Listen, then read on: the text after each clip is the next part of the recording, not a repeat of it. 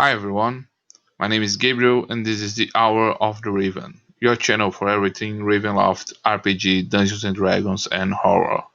Today we are going to dwell in the dark past of the domain of Verbrek, where the legends and beliefs in the wolf god shape the culture and history of its people. Are you ready? Then follow me into the Dusk Peace Lodge, a large and fortified stone building in the middle of the forest.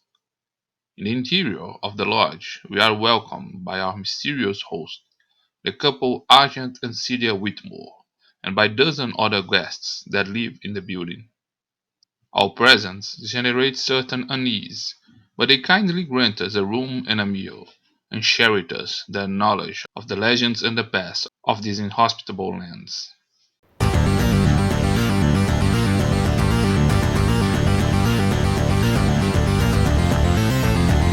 Hour of Raven.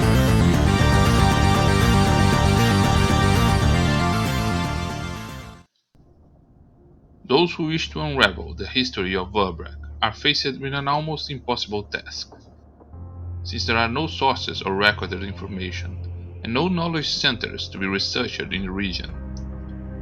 To discover the past, we must search the ruins of villages covered by the vegetation, the legends and tales of the natives, and the records of explorers from neighboring kingdoms. With such fragile sources of information, these reports should be considered with caution, as the legends and folklore of its inhabitants are mixed with the unreliable history of the land. The most ancient tale of the distant past of Verbrak refers to the birth of the wolf god.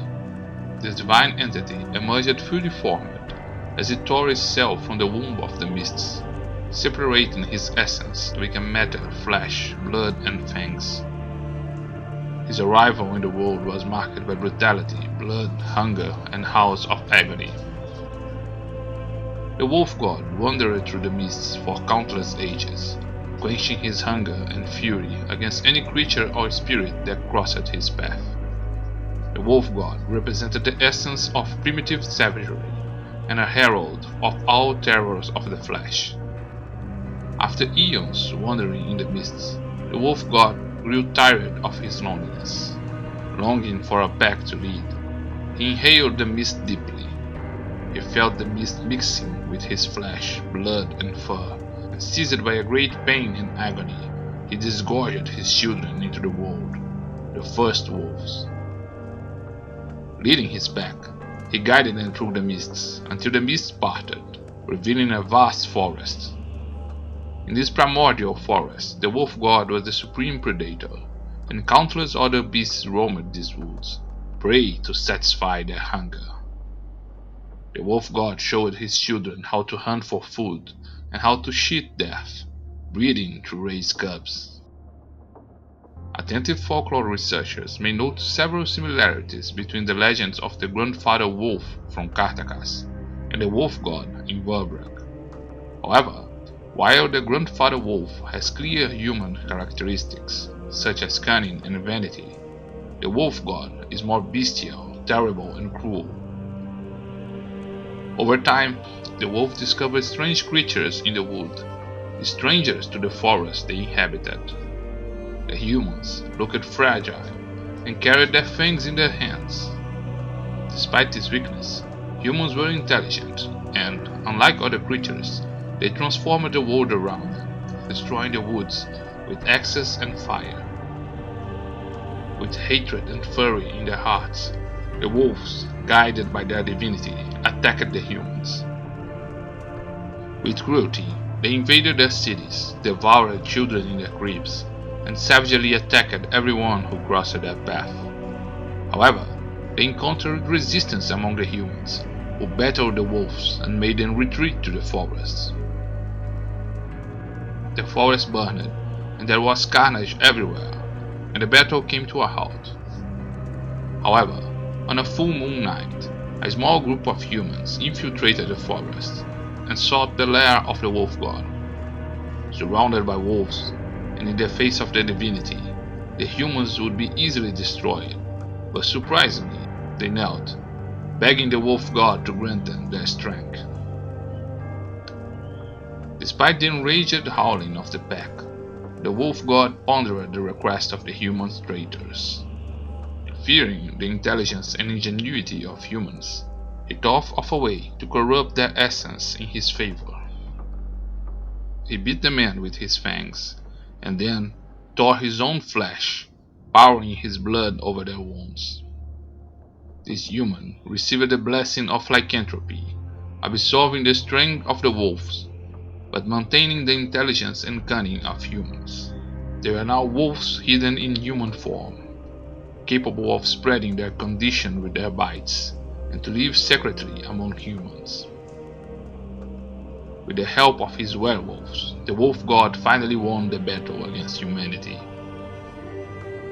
With his divine power, he dried the small rivers and creeks that supplied the village in the Vale of Memory, and the werewolves and wolves attacked and destroyed the villages with savagery. Today, only ruins of these old villages can be found, covered in vegetation and filled with human bones. The region that today is known as Verbrek became practically uninhabited except for small and isolated villages, ignored or protected by the werewolves, who still maintain some aspect of humanity, or who gained an appreciation for the taste of human flesh and wanted to keep a small amount of their favorite food source. The humans who still inhabit Verbrek speak a dialect derived from the Mordant language, known as Low Mordantish, which suggests that these lands have a common origin with the realm of Mordant.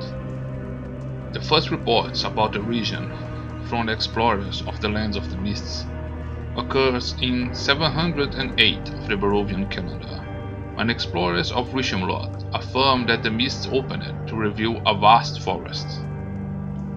This region was called by the people of Ravenloft as Arkandale, and is described by explorers as a region crossed by several rivers and untouched forests, where only a few villages resisted the dangers of a land full of wolves and werewolves. South of Arkandale, another region seemed to be even more inhospitable, where explorers and lumberjacks were brutally attacked by wolves. This region was first explored around the year 730 of the Barovian calendar, and was called Verbrek. In the ancient language of the wolves and werewolves, these lands were known as Verbrak, which means unwelcome place, but this name was adapted by humans explorers to Verbrek. Both regions were covered by a single huge and untouched forest, infested by wolves and teeming with werewolves. Perhaps Arkandale and Verbrek were the same region, with different names given by its first explorers, but since the Grand Conjunction, in the year 740 of the Barovian calendar, the region has come to be referred only as Verbrek. Some scholars and occultists point out that this change reflects a deeper mystery, and that Verbrek's expansion over Arkandale may be linked to its Dark Lords, whose essences may be directly reflected in these primeval forests.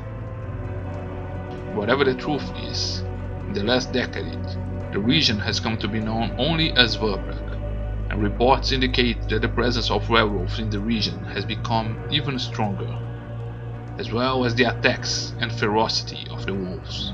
Some traumatized accounts of survivors found at the borders of the region revealed the existence of profane rituals where the victims are sacrificed to the wolf god or hunted by dozens of wolves and werewolves in ecstasy, fury, and fanaticism. Our conversation with Celia and Agent Whitmore ends abruptly, and our host looks concerned as they look up at the night sky. They rush us to one of the rooms, saying it is time for us to retire.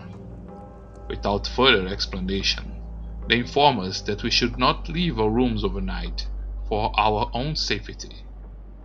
Locked in the room, we observe when the moon rises, and powerful howls can be heard inside the lodge, as well as the sound of clawing scratches on its stone walls.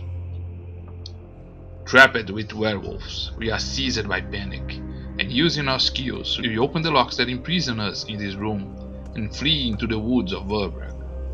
Subscribe to this channel, activate notifications, and join us, while we escape into the woods under the moonlight to face the darkest secrets that plague these lands.